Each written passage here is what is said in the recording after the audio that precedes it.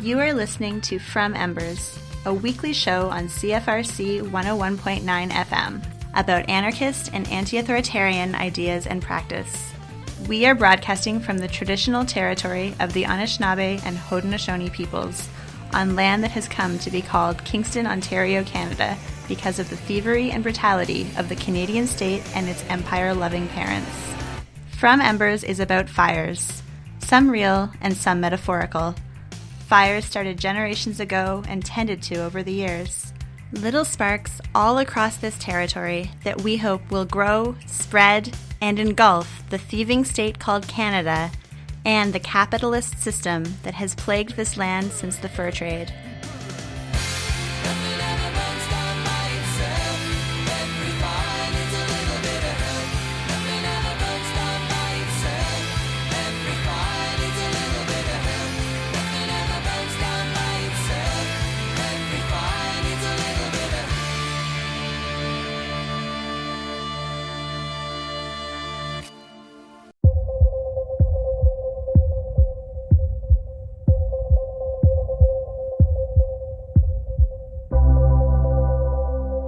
Some of us here got a new holiday last week, Truth and Reconciliation Day, a part of the Trudeau government's push to brand itself as leaders in reconciliation with Indigenous peoples and atonement for the horrors of the residential school system.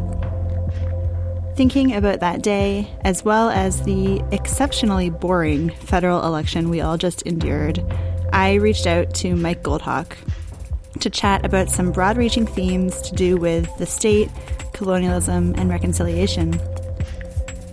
Mike is a Métis and Cree writer and thinker based now on the West Coast who has written about the history of policing, land back movements, as well as theoretical pieces on the meaning of land back and the significance of blockades. He's been tweeting about the federal election and Truth and Reconciliation Day, and I thought he would have an interesting perspective to share.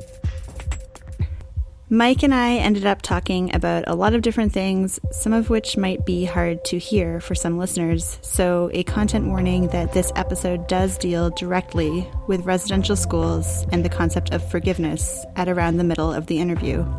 If you would like to hear more from Mike, you can find a lot of his writing on his website, mgouldhawke.wordpress.com. Here's my interview with Mike Gouldhawke.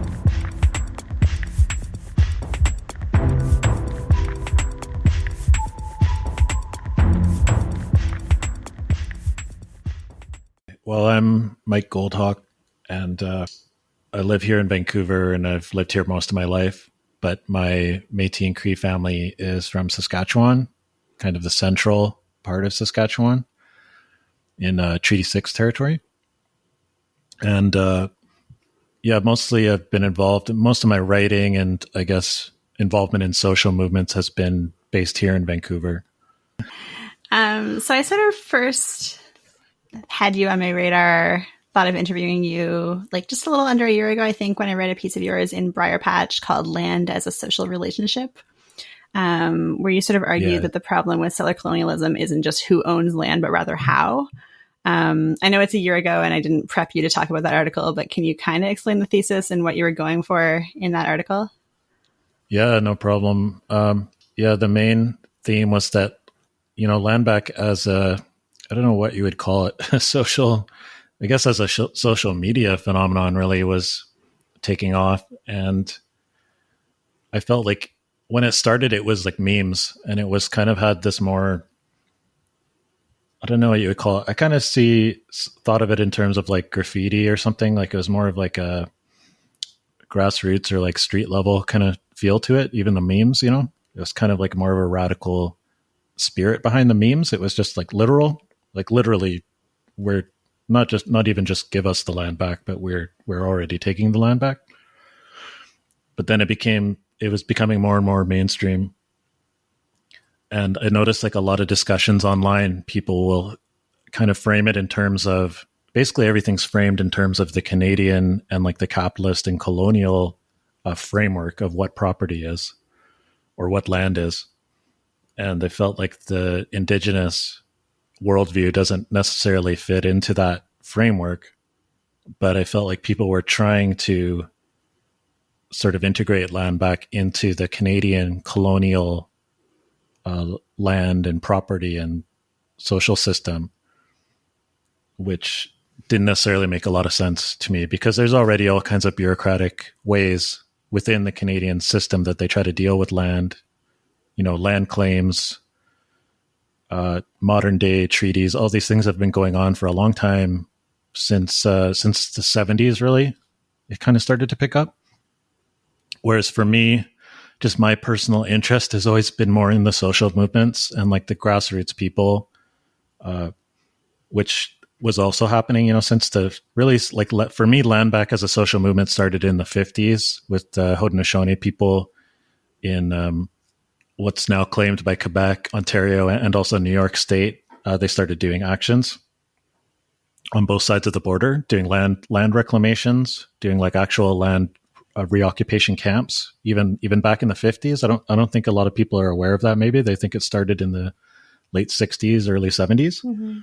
But actually, Haudenosaunee people were doing stuff in the 50s already and occupying government offices in New York State and also kind of holding like, I don't know what you call it, like demos and stuff on the reserve. They were trying to stop like all these developments around water, like developments for dams and water reservoirs and things like this. And then at Six Nations of the Grand River in Ontario, they reoccupied the Band Council office, or at the Band Council, what would you call it? I can't remember the name of the building right now, but the Council House, I think it's called, in 1958. And then in the early 60s, Coast Salish people, but down in like Puget Sound and Washington State, started doing actions. For me, I always thought that like the new social media thing of like land back and like that it's just a slogan, which was like a cool slogan. It kind of started off as like a joke based on previous memes and stuff. But like a serious joke, obviously, because people obviously really want the land back and are taking it and stuff. But to me, I saw it more as like direct action. Like Native people are taking action themselves to reclaim our own land and have been doing that not just since the 50s, but, before that. But there was kind of a lull between, I guess, the turn of the century between the 1800s and 1900s. And then there was kind of a lull until the 1950s when the movement started, this direct action land reclamation movement started up again. So the point of my Briar Patch thing was that people online, they just talk about property as sort of a given. They don't analyze like how or what does it mean. Like land back, is it going to be like addition to reserve, or is it, there's all these different processes that are within the Canadian government's framework. But something like what was happening with, been going on for, decades now with the Wet'suwet'en struggle, that was people just going and doing it themselves, like as direct action. It was not through government channels when they launched it anyway, If land back doesn't or should not mean simply ownership, what does it mean? Like, what does a good relationship to land look like in that case? Well, the way I kind of talk about it in my article too is that even the concept of ownership is kind of it's not clarified in people's mind. They think there's just one kind of property or there's one kind of ownership, and it's the Canadian colonial capitalist form of ownership, and whatever kind of concept that Indigenous people might have is just has to fit into that somehow, or is somehow it's like lesser or some kind of subgenre of the Canadian system. And of course, normally like anarchists or other people would be like, oh, we're against all property and we're against this concept of ownership. But in that article, I was using an example of sort of Cree elders, and they're talking about how ownership isn't necessarily an exclusive. It's not about one person. Oh, I'm Joe property, and this is my car that I own as Joe property or whatever. It's something that can be shared, and it's not something that's just humans. It's like in the examples I used or the quotes from the Swampy Cree elders, they're saying, the land doesn't just belong to Cree people. It belongs to everything that's alive and to maybe to things that aren't alive as well.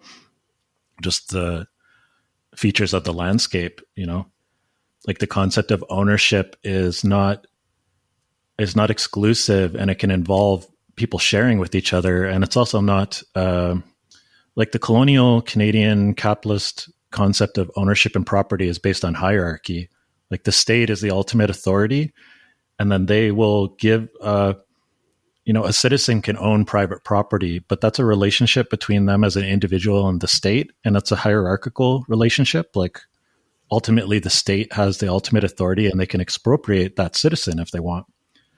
But the Cree or even other Indigenous nations, the concept of ownership, which would relate to, like, usually we'd use terms like maybe Indigenous sovereignty or something, but the concept of ownership isn't, or the concept of sovereignty isn't hierarchical. There's no God, there's no king, there's no state, there's no head of state who has ultimate authority over everything and who's then going to grant us some kind of right to property. Like in contrast to that, the Indigenous or like traditional Indigenous concept would be that we all share this piece of land together. And when, maybe some people have certain roles of authority in the sense that they speak or they have certain kind of information or skills, but they're not like a king or a president or something who can just order people around and have this hierarchy of like underlings who then, like cops or whatever, that then enforce their rule on the people. Like the difference would be that in our society, everybody has a say, and not just even a say, but everyone's involved in the organization of the community in like a non-hierarchical way. So I wanted to get into that. Like that's too much to kind of get into in the article itself, but I kind of wanted to kind of hint at those kind of things at least. So I guess in that sense, it's not just about like who is on the land or who has title to it, but also like what they're doing with it, and how they're relating to the other beings that are there. But lots of people are using that land back banner for actual movements on the ground that exist, many of which have to do either with like specific uses or with title. What can land back mean? Like if not just simply a transfer of like title to a band, what could a call for land back mean that is worthwhile in this context?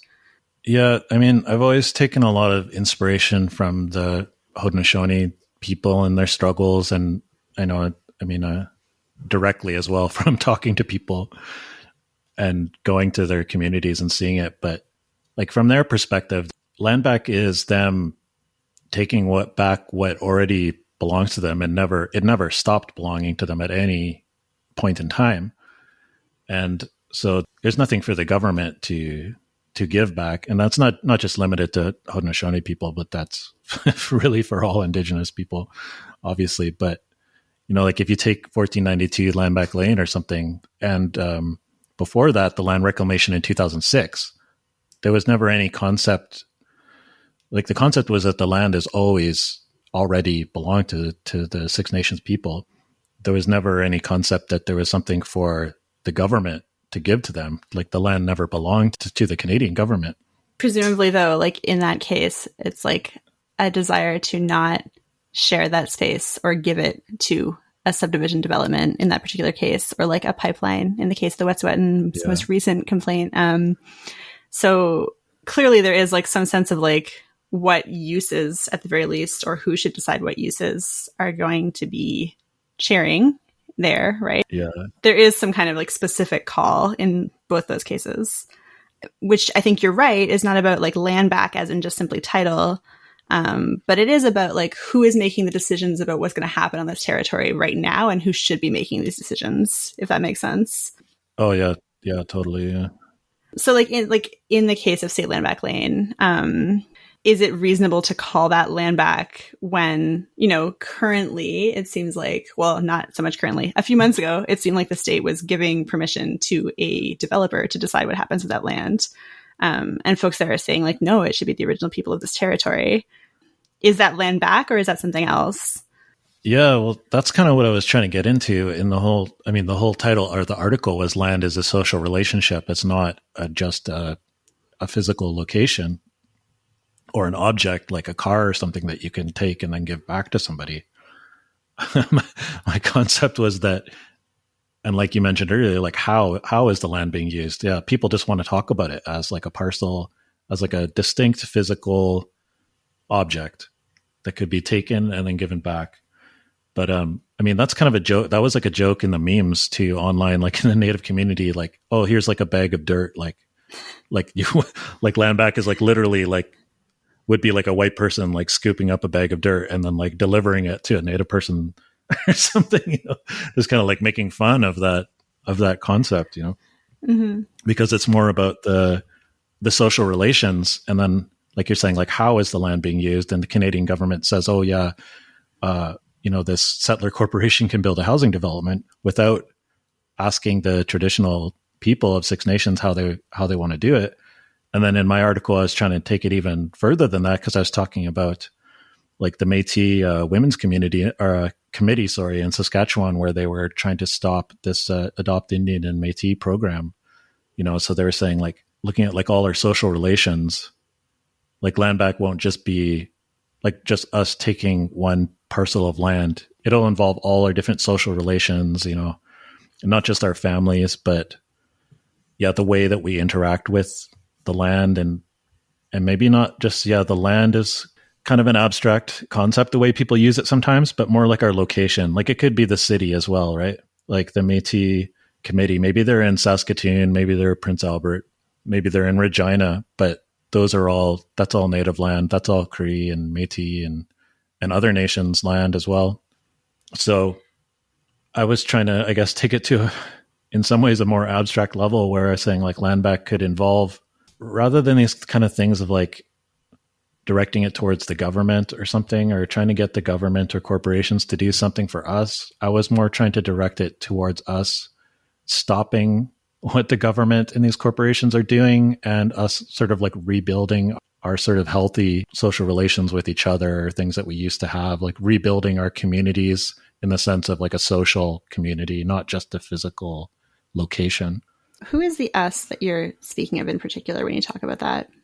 Yeah, I guess all my writing is actually more directed at Native people, but it's cool if it, obviously a lot of, I guess the audience is non-Native, which is totally cool with me as well, you know, but actually it actually becomes a thing because my writing is more directed at Native people. But then a lot of times, you know, people will ask me to make it a little bit more understandable or more of like for a general audience or something.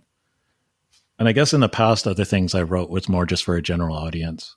But then now I've sort of leaning more into writing things directly for Native people, but it depends on the article too. But obviously something like land back, like a land back article, it's probably going to be more directed at Native people. Yeah. You're tracing the origins of what some might call a land back movement in the 1950s. It does feel like something has grown in recent years, whether it's that more things are happening or that more settlers are paying attention or what, I think is a bit unclear. Why do you think that's happening? What do you think is going on there? Like, why are there like so many people calling for land back, including, I think, like white people who are literally trying to like do the thing that you're joking about, like give title, but also including movements, broad-based movements to actually like, you know, support autonomy and self-determination on various territories across so-called Canada. Like why does it feel like there's more of that, or there's more attention on that in the last few years, do you think? I would say that it's kind of been building since the so-called Oka crisis, I would guess, because there was a lot of non-Native. I mean, obviously that was mostly about Native solidarity across Canada, but there was a lot of non-Native solidarity as well. And before that, I would say like in the 80s with Indigenous movements, a lot of the non-Native support was more like, there was a big environmentalist movement and things like that, non-Native environmentalist movement, but it didn't really, they're more just trying to kind of do their own thing and then sort of like latch on to Native struggles in sort of an NGO type way. Mm-hmm. And that still exists today, but I felt like the Oka crisis probably changed that a little bit, because it wasn't the same kind of struggle. It wasn't really quite as palatable maybe to NGO groups. But but a lot of non-native people supported it. And then I feel like things have been growing since then as far as indigenous resistance has been growing, like in 95 with Ipperwash and Gustafson Lake, and then Mi'kmaq struggle in the late 90s, early 2000s.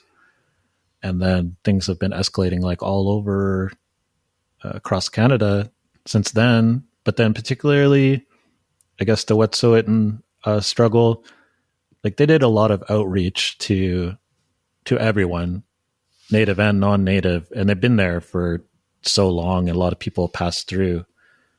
You know, obviously, like the Canadian state kind of realized that the healing center and camp there was becoming this sort of ideological, you know, in their words, they're like, this is like an ideological focal point for Indigenous resistance across the country. And so I think when things escalated there was already like non-native people wanting to support that and supporting it in some ways, but yeah, it just escalated it. I'm not really sure exactly why there was like so much more like kind of overt or obvious non-native support for that struggle in, I guess, 2019, or no, like I'm losing track of time now because of COVID. It was like 2020, 2021. Yeah, most recent wave, winter 2020. Yeah. Yeah, but there was a raid the year before that too. Like this last year was when there was all the blockades and stuff. But then the year before that, there was a raid of the Gidimt'en checkpoint, and that there was some solidarity at that time too. But it wasn't like all these crazy blockades and stuff. But I feel like that kind of built up. Like everything was kind of escalating progressively until last year's the cross country blockades. So I can only imagine. I don't know what's going on in Victoria. There seems like there's a lot of non-native support, people organizing there. I interviewed Skylar Williams, spokesperson of Land Back Lane, a couple months ago, and he seemed pretty struck also by how much more support that particular land reclamation has had this year from outside of the community compared to 2006 as well. And yeah, it does feel a little bit like there's kind of a moment, right? Like there's like a lot of people out there who seem like they want to show up and support this stuff for a variety of reasons.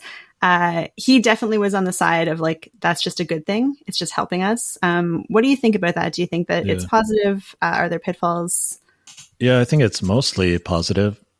I mean, maybe it's related to Native people just kind of have a higher profile in the general like Canadian culture now than they did like 10, 15, 20 years ago, you know, like there's a lot of like Native literature and things like this that non-Native people are reading now. So maybe there's just like, and in other forms of media too, like maybe just the general like media culture, non-Native people are more aware, and there's all these things building on each other, like Idle No More and the Truth and Reconciliation Commission and all these things. Like it's more in the public awareness than it used to be. So maybe that all plays into it. I think it's mostly positive, the non-native involvement. And also, like I had this article in the called Building Blocks in this Midnight Sun magazine online. And I was talking about how part of the difference this time is that, say, during the Oka crisis, 1990, non-native people were just doing like protests or marches, or they would set up like they'd call it like a peace camp or something like that. Actually, maybe those are set up by like native people, but then non-native people would just join them or whatever. But then I was saying that the difference this time or this last year with all the blockades was that non-native people were also doing blockades or doing different kinds of actions like that, or like civil disobedience actions, or, you know, they surrounded the legislature building in Victoria and kind of tried to prevent the provincial government from meeting and stuff like that. So it was like on a larger scale, but also different kinds of actions. I guess a mix of kind of like civil disobedience stuff, but then also people doing more like direct action blockades and things like that. So I think that's good.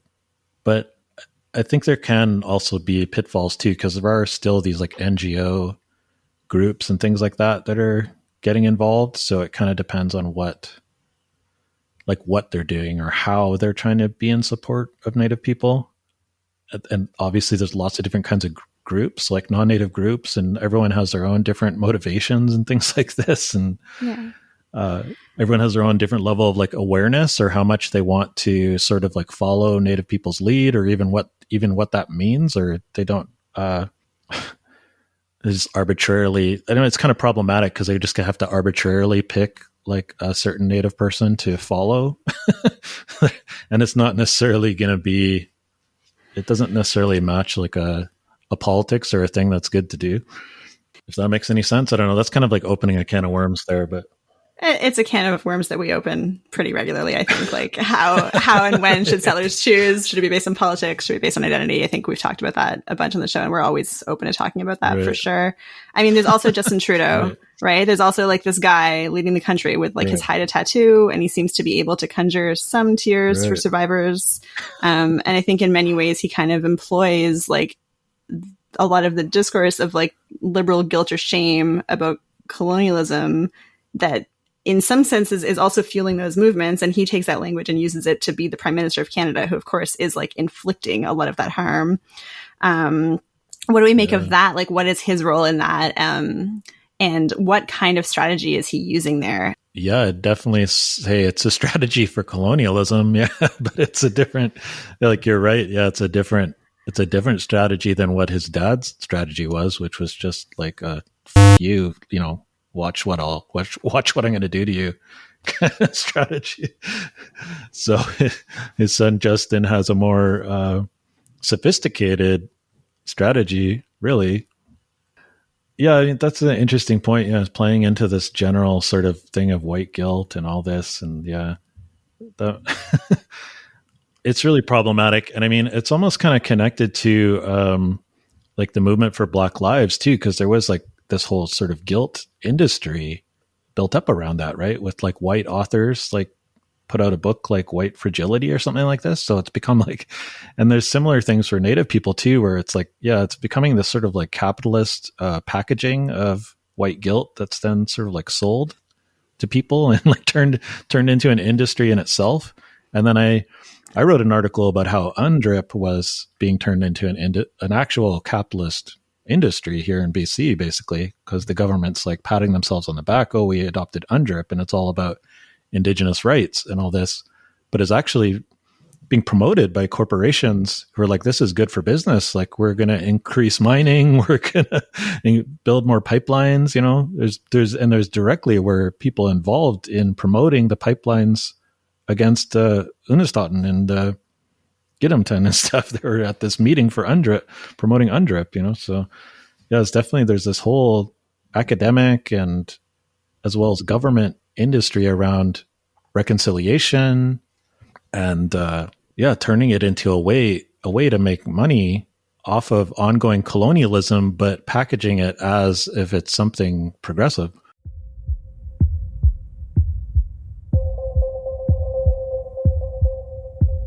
You are listening to From Embers on CFRC 101.9 FM, or you might be listening to the podcast edition of From Embers on your smartphone or another device. We are currently sharing my interview with Mike Gouldhawke about reconciliation, the state, and land back. Just a content warning, a heads up that in the next part of the interview, we do directly discuss the residential school system and its impact on survivors.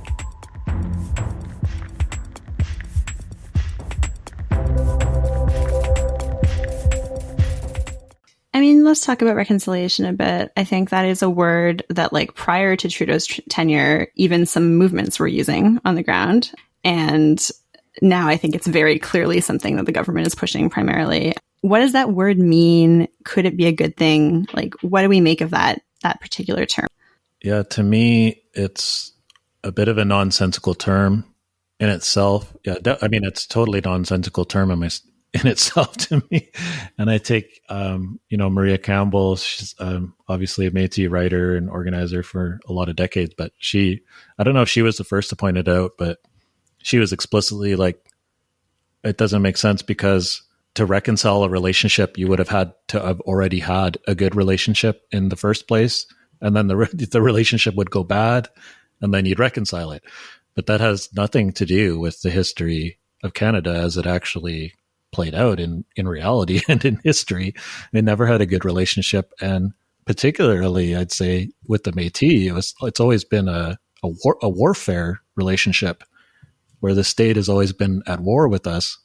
And it's only now that all these official Métis groups are or maybe since, the 70s or 80s or something, start being able to collaborate with the state. But it's always been, them sending the army in 1870 and then 1885 and the police.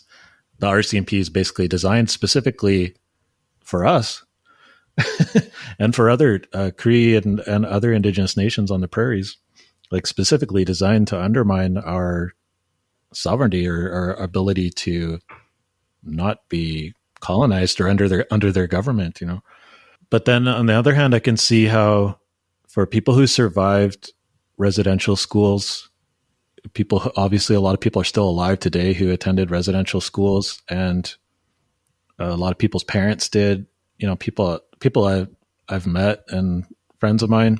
And for a long time, nobody knew, or like in the Canadian public, like it wasn't a lot of awareness about residential schools.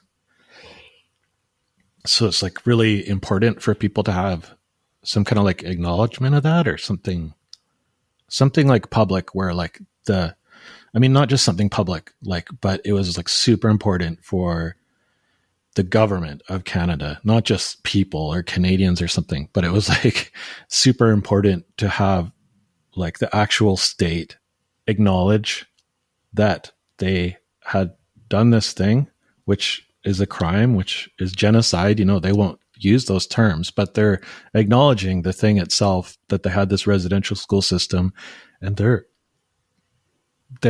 acknowledging it was wrong in some level. They're not really accurately saying what it was, and they're also putting it in the past. By doing that is the other problem with it. They're saying, oh, there was this institution and it was removed, but so that's it. Now we can start this process of truth and reconciliation where we're moving on to something else, right? That's part of the problematic aspect of it, is that, of course, it's good that, you can't even really put it into words. Good isn't the word for it, but of course, the residential school system needed to be abolished, or I would say destroyed. A lot of Native people, they didn't abolish the residential schools. They literally destroyed them themselves. Even when they were children, they would organize to destroy the schools, which is good, which just, it's not even just good. It just makes sense. If people are trying to destroy you through some institution, you destroy that institution. Just like prisoners today will riot or whatever and try to destroy the prison that they're in. To me, it's the same. It's not exactly the same thing, but it's along similar lines, right?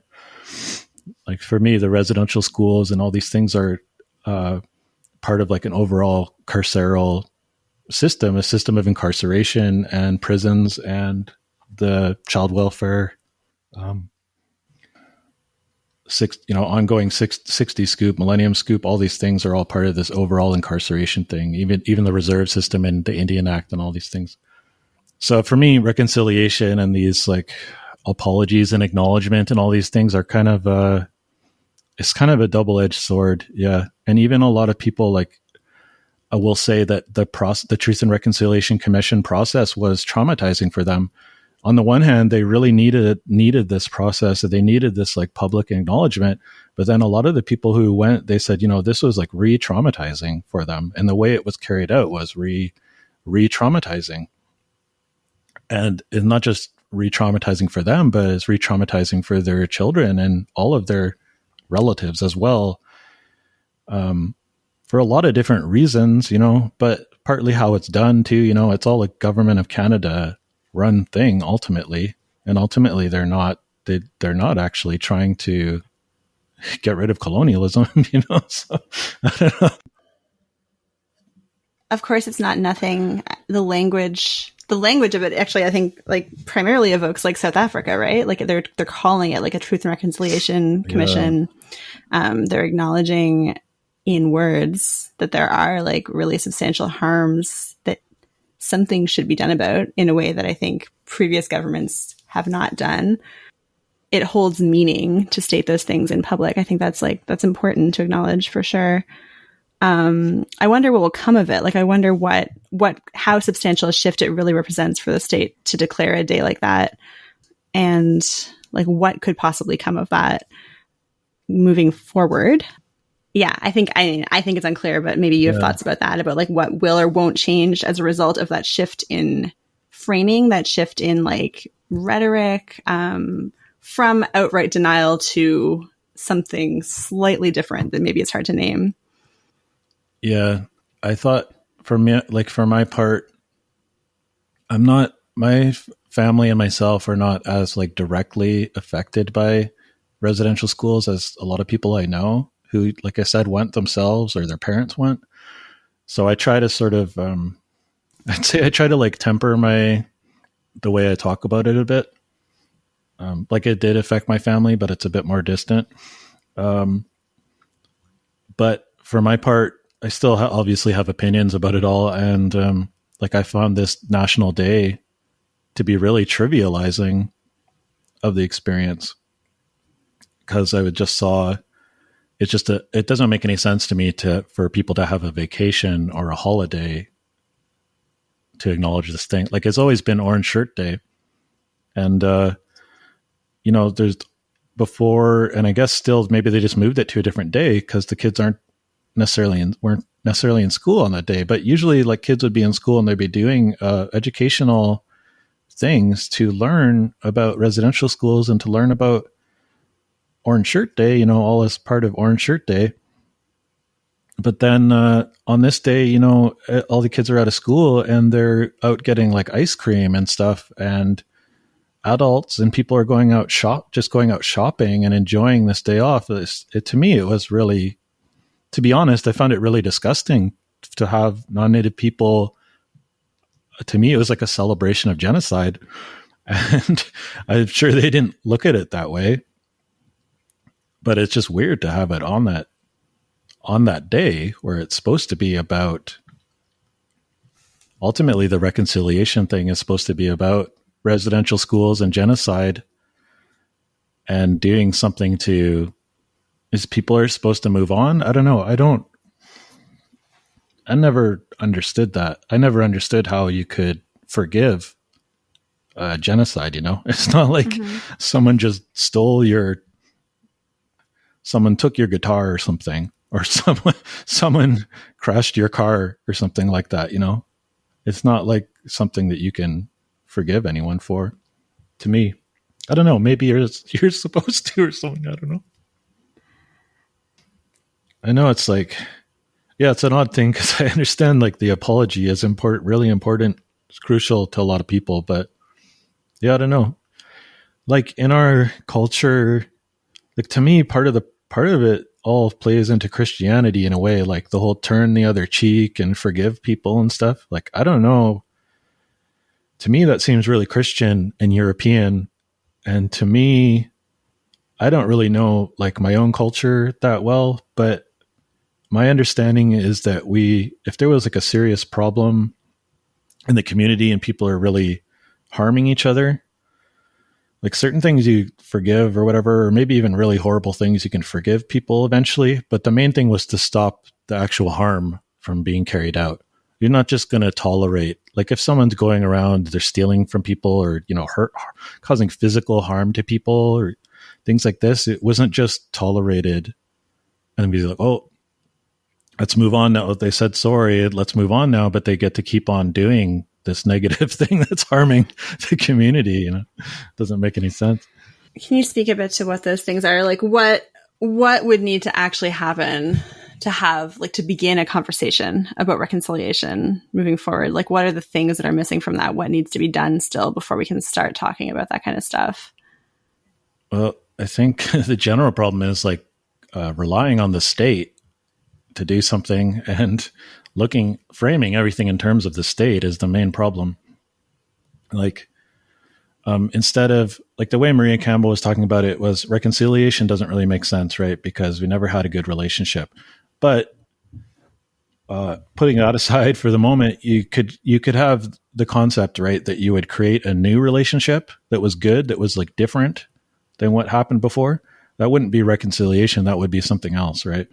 But we can have that concept that for Native people, that we would create a new relationship with the non-Native people, like the non-Native population of this continent and this country, But to me, it'll never involve the state. Like, to me, the state is inherently, I mean, the state in itself is inherently problematic, but the settler colonial state in particular, I don't think there's any way they can ever reconcile themselves with Native people. Like, from their perspective, and even in like the Supreme Court of Canada decisions, they'll frame reconciliation as Native people's rights have to be reconciled with Canada, which is like not really how I think the general public thinks of reconciliation. They would think of it as like two equal sides coming together, even though that's not really, you know, super accurate or whatever, but they have this sort of like positive mentality about it, like reconcile. It's not about one person superior to the other, and then you come to an agreement or something. But from the perspective of Canada and the Supreme Court and the state, their perspective is that they stole the land fair and square, and now Native people have to reconcile themselves with the fact that their land belongs to Canada now. Like, if we get beyond all the bullshit of like the nice words and stuff, like that's how Canada and the Supreme Court look at it, is that like reconcile wouldn't be the right word for it. It'd be like resignation. Like, they want Native people to resign themselves to the fact that the colonizers are here to stay, and they stole the land fair and square, and it belongs to them now, and it will for all time. But obviously Native people don't.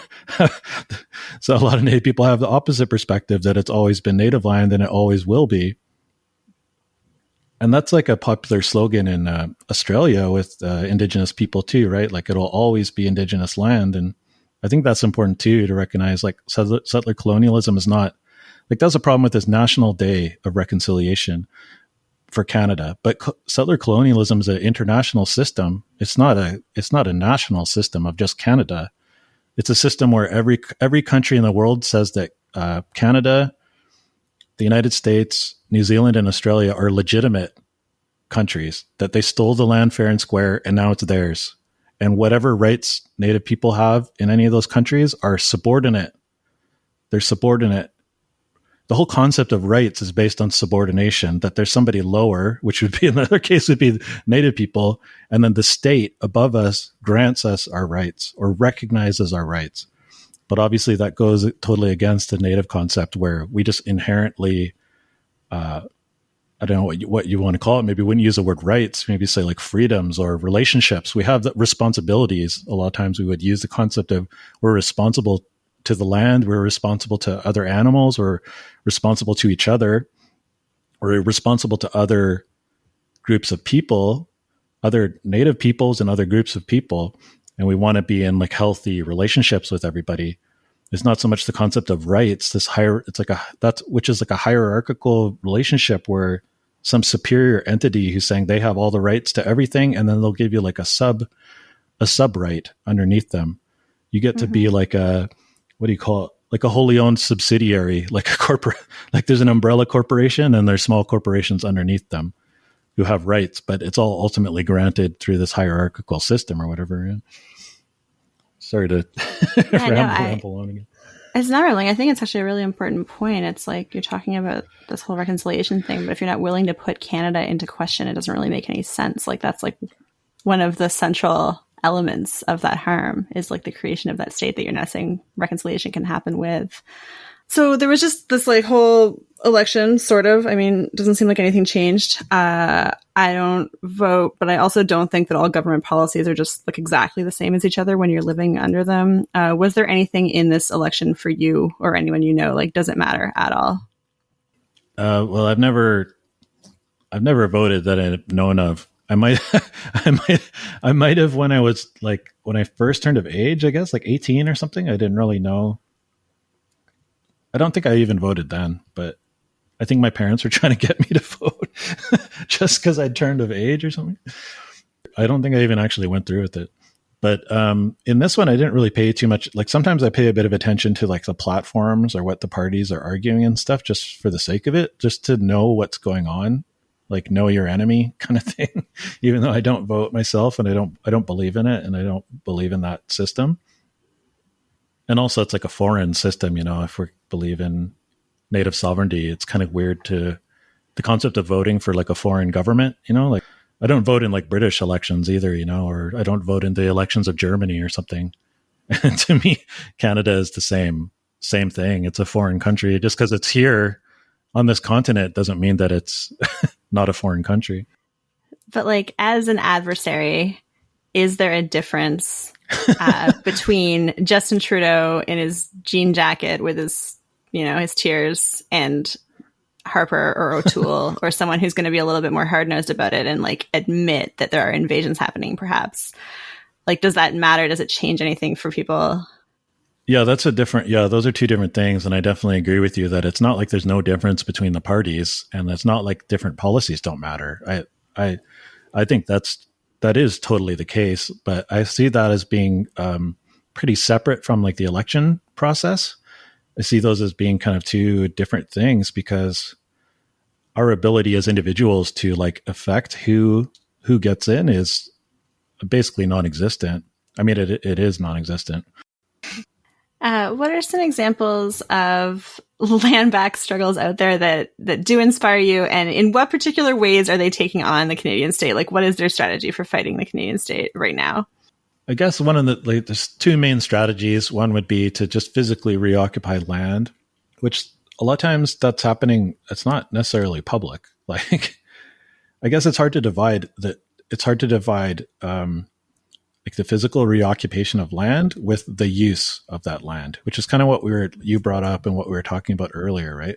Because aside from these sort of like big public things like 1492 land back lane, like those are super important and great, obviously. But like here in BC, a lot of communities are just going out and fishing or doing like traditional gathering practices. And they don't necessarily make a big public thing about it, or it's not like a big public action or something like that. But then there become similar things like in the 60s down the coast in Puget Sound, the Coast Salish people there, Nisqually and Puyallup bands and stuff, they would be, they just started fishing. And like that was their direct action because the government wasn't following the treaties, right? And then nowadays, it's a very similar thing with the Mi'kmaq or Mi'kmaq people on the east coast of Canada, where they have the treaty right to fish and they just go out and do it. They don't necessarily, sometimes it's done like in accordance with government regulations, or there's some dialogue with the Canadian government or provincial governments or whatever. But ultimately, the concept is that, like on the east coast, those peace and friendship treaties, they predate Canada by a long time. And there's nothing in those treaties that says that colonial governments have any right to tell Indigenous people what to do. It says the opposite. It says that Mi'kmaq people it basically says, maybe not in exact words, but it's basically guaranteeing Mi'kmaq sovereignty, that Mi'kmaq people can fish according to their own law. That's the whole concept of a treaty, is that there's two separate groups of people that kind of retain their freedom to do what they were doing before. It's not, but then the Canadian government's concept of a treaty is that it's like this hierarchical dominating thing where there's a greater and a lesser party, and Canada is the greater party and Native people are the lesser party, which is like not what it's supposed to be. But yeah, I find the Mi'kmaq, the fishing struggle inspiring, and I find like there's still ongoing struggles up north here in BC with the Gidimt'en checkpoint. Some people are getting arrested, and they're trying to stop more destruction of their land there, and that's inspiring. Yeah, they're really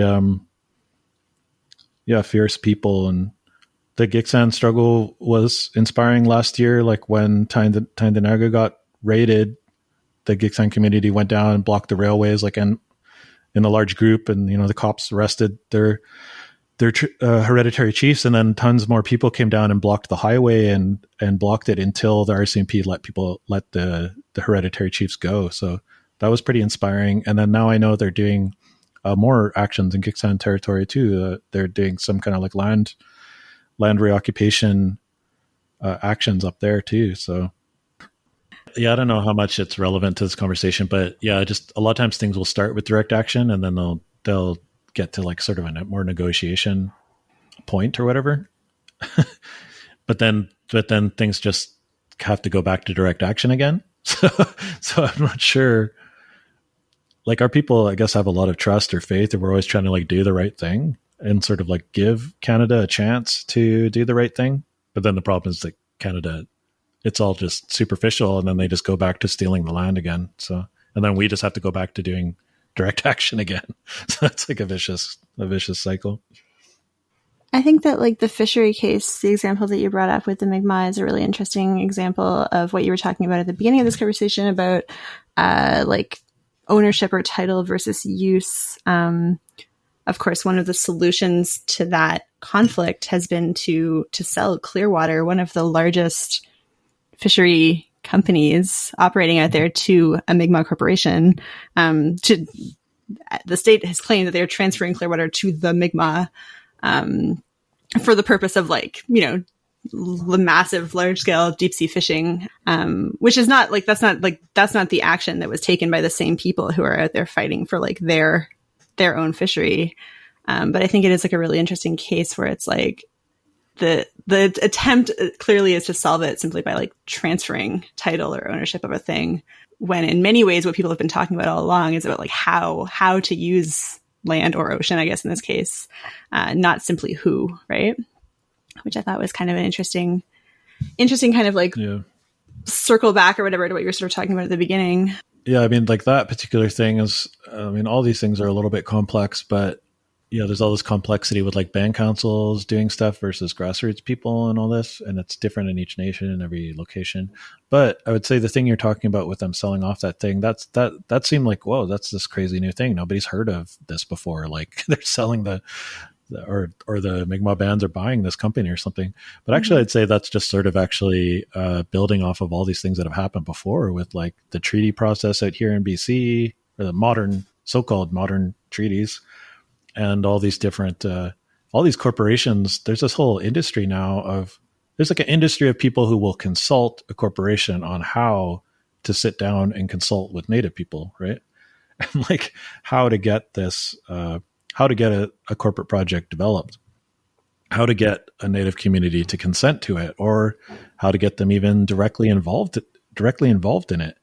And there was similar stuff like with bands on the prairies where they wanted to buy the buy into the Trans Mountain pipeline, which, obviously bands and communities out here in BC, some of them don't want, which is a problematic thing in itself, right? Like how can one band say development is okay on another band or another nation's territory? Doesn't really make sense to me. But there was even like here in BC, there's the Métis groups saying okay to the Trans Mountain pipeline, but it's not their territory. They don't have any right to say okay to it or get any money from it, so.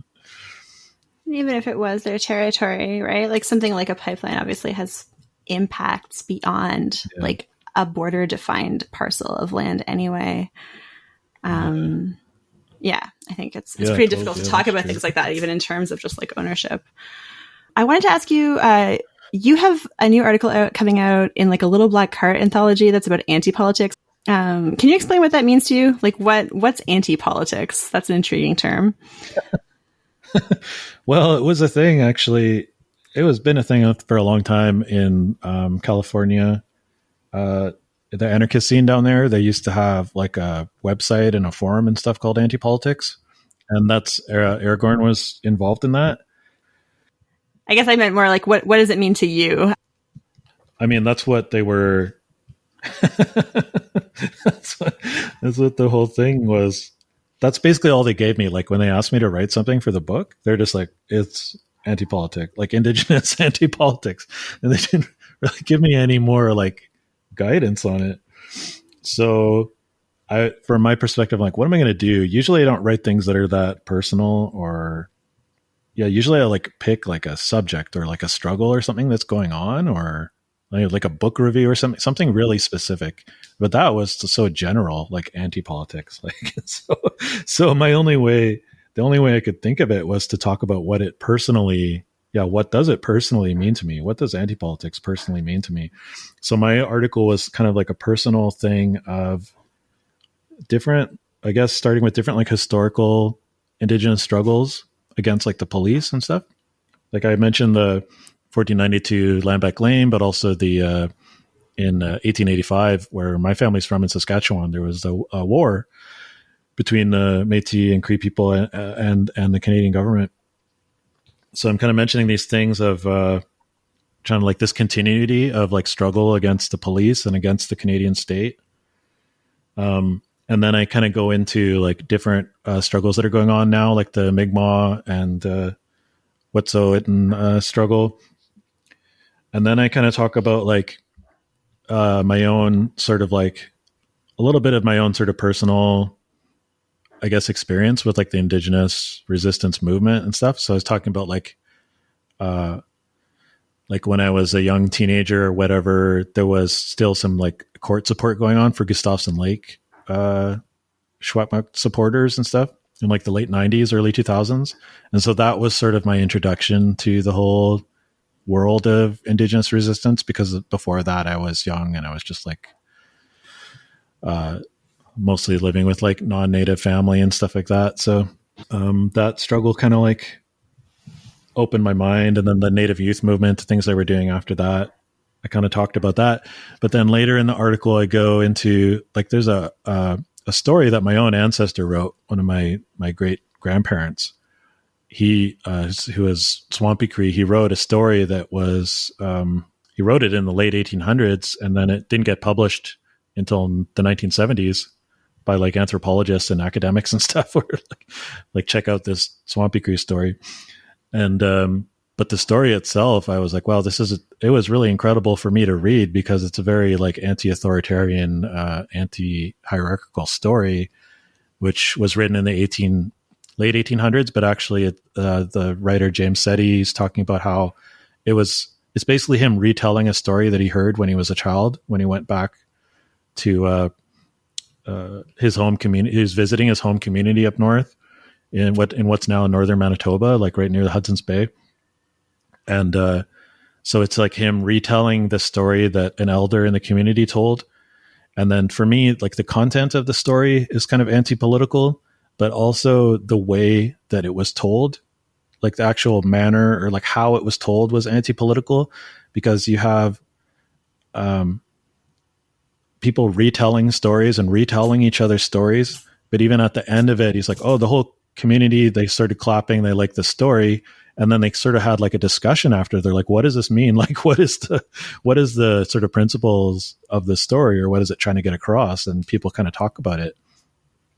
And so to me, yeah, like the content and the structure was kind of anti-political. And like, yeah, the content of the story, it's about this like conflict between brothers, older and younger brothers. And then the younger brother, he has a sort of anti-political, anti-authoritarian kind of mentality that he talks about in the story.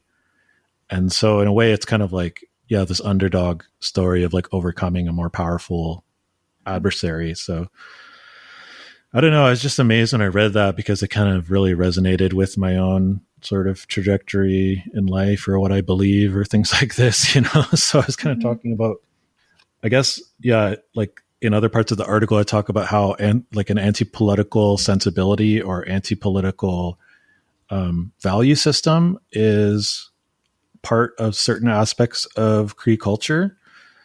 Traditionally, like you have things like mutual respect for each other, not like humility, not thinking that you're superior to another person.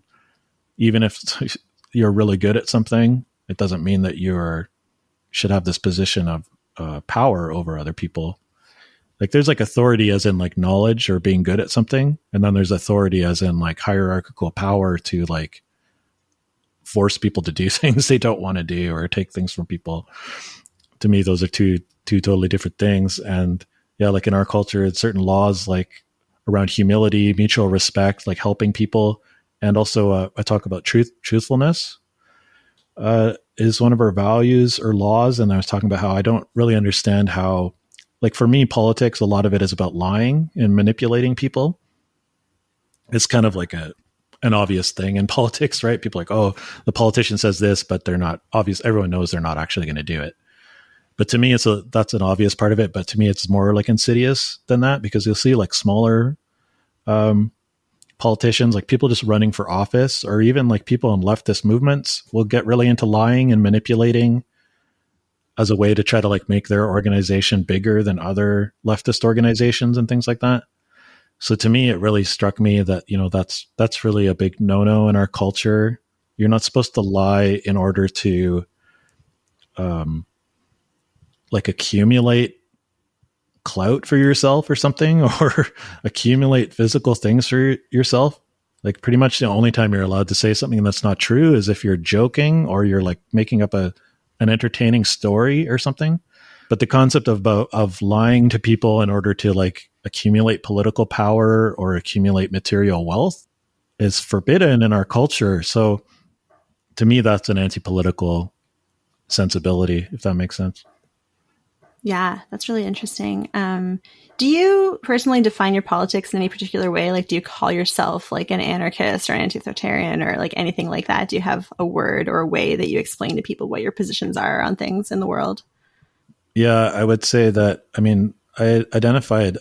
self-identified as an anarchist and would tell people that for a long time. And I would say that I still do identify as that, but I would say maybe it's like, it's okay to have more than one identity. I don't know if it's like a really crazy concept or not, but I would say that for me now, I would identify more with like Indigenous sovereignty or with being Métis and Cree.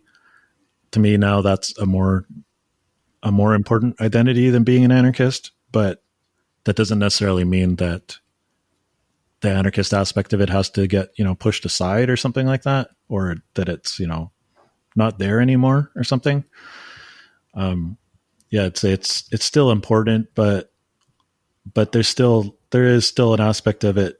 Obviously anarchism is like a movement all over the world and everyone kind of added their own take to it. And I'm inspired by a lot of like non-European anarchist movements, like in Japan or all over Latin America and stuff. But at some level, it does still come back to like a European origin, which isn't all bad either. I'm inspired by a lot of European anarchist history and movements and current things too. But I think there's just a problem where Indigenous people aren't kind of, I guess, recognized as like we developed our own value systems and our own laws or our own principles like independently of those movements. And I see it as they can be kind of like parallel movements, like supporting each other. Indigenous sovereignty and anarchism, and also like anti-state communism or Marxism. I ideally I would like all those things to be like parallel movements that are supporting each other. Thanks for listening to From Embers. Mike Gouldhawke has a chapter in a new book that just came out from Little Black Cart. The chapter is called By All Means Anti-Politics, and the book is not on any map. You can find some of the content online, but not Mike's article, and you can order the book directly from Little Black Cart. You can also find a lot of Mike's other articles and content at mgouldhawke.wordpress.com.